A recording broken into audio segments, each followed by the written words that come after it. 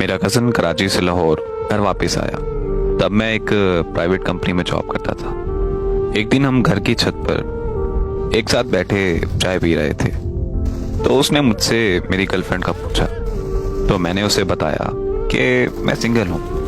वो सुनकर बड़ा हैरान हुआ और फिर उसने मुझे एक लड़की का नंबर दिया। मेरे कज़न के कराची वापस चले जाने के बाद मैंने उस लड़की के नंबर पर कॉल की और बहुत ज़्यादा कोशिशों के बाद मेरी उससे दोस्ती हो गई। वो लड़की कराची शहर की रहने वाली थी। मेरे कज़न ने मुझे बताया कि वो लड़की उसकी यूनिवर्सिटी की है। बहुत ही ज़्यादा खूबसूरत और सुलझी हुई लड़की है। वो अपनी यूनिवर्सिटी में किसी भी लड़के के साथ बात नहीं करती। मैं अपने कज़न के फीडबैक से बहुत ज़्यादा मुतमईन था। हम एक दूसरे से फ़ोन पर बातें करने लगे और हर एक बात आपस में शेयर करने लगे। वक्त के साथ साथ हमारी दोस्ती प्यार में बदल गई और हमने एक दूसरे से अपनी मोहब्बत का इजहार कर दिया। फिर एक दिन उसने मुलाकात का बोला, तो मैंने उसे कहा कि हम बहुत जल्दी मिलेंगे। अगली सुबह मैंने उसे कॉल करके बताया कि मैं कराची एयरपोर्ट पहुंच चुका हूं। वो तो जैसे खुशी के मारे चीखने लगी। और फिर हमारी मुलाकात एक रेस्टोरेंट में हुई। मैं उसके लिए बहुत सारे तोहफे लेकर गया था। हम एक दूसरे से मिलकर बहुत ज्यादा खुश थे। पूरा दिन साथ गुजारने के बाद मैं लाहौर वापस आ गया। कुछ ही दिनों में वो मुझसे मिलने कराची से लाहौर आ गई। वो भी मेरे लिए बहुत सारे तोहफे लेकर आई। मैंने उसे पूरा लाहौर घुमाया और फिर वो शाम की फ्लाइट से कराची वापस चली गई। अब 2 मुलाकातों के बाद हम दोनों में बेचैनी और ज्यादा बढ़ने लगी।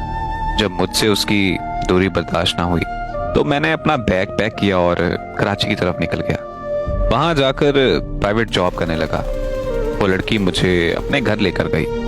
उसने सबसे मेरा तारुफ करवाया। मैंने भी अपने घर बात कर ली। सबको पता चल चुका था कि हम एक दूसरे को बहुत ज्यादा पसंद करते हैं और एक दूसरे से शादी करना चाहते हैं। मैंने शादी के बाद कराची रहने का फैसला कर लिया था। सब कुछ एकदम ठीक चल रहा था। उस लड़की का बाप जिंदा नहीं था, तो उनके घर के सारे मामलात उस लड़की का कज़न देख रहा था। वो लड़का बाहर के मुल्क रहता था और उसने आकर हमारी शादी का फैसला करना था। एक दिन अचानक उस लड़की की अम्मी की तबीयत खराब हो गई और उस लड़की का कज़न बाहर के मुल्क से पाकिस्तान वापस आ गया। उसने आते साथ ही आंटी से खुद के लिए उस लड़की का रिश्ता मांग लिया और उसकी अम्मी ने खुशी खुशी हाँ कर दी। जब मैंने उस लड़की से बात की तो वो कहने लगी कि मेरे कज़न के हम पर बहुत एहसानात हैं। मेरे अब्बा के बाद उसी ने हमारे घर को बहुत संभाला है। ना तो मेरी अम्मी इनकार कर सकती हैं और ना ही मैं। वो गलत थी या सही मुझे नहीं पता, लेकिन मेरी दुनिया उजाड़ चुकी थी। मैं अंदर से टूटकर रेजा रेजा हो चुका था। मैं घर में इकलौता था। जो भी चाहा मुझे मिल जाता था, पर मोहब्बत के मामले में मैं हार चुका था।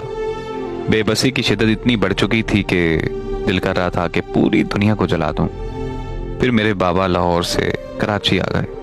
मैं अपने अब्बू के गले लगकर मुसलसल रोने लगा और मैंने अपने अब्बू से बोला कि प्लीज़ मुझे लाहौर वापस ले जाएं। और मेरे अब्बू मुझे लाहौर वापस ले आए। उस लड़की ने मुझे बहुत ज़्यादा कॉल्स की, पर मैंने उसे कोई जवाब नहीं दिया। बिल्कुल खामोश हो गया था मैं। बहुत दिल करता था उससे बात करने को, लेकिन मैं उससे बात नहीं कर पाया। और ऐसा भी नहीं था कि मुझे उससे नफरत थी, बल्कि मुझ में सच का सामना करने की हिम्मत नहीं थी। मैं उसकी शादी की खबर सुनने को बहुत ज़्यादा डरता था, जबकि मुझे पता था कि उसकी शादी हो चुकी है। आज कई साल गुजरने के बाद भी मैं उसे बहुत ज़्यादा याद करता हूँ और मुझे यकीन है कि मोहब्बत का नाम सुनते ही वो मुस्कुरा कर मेरा नाम लेती होगी।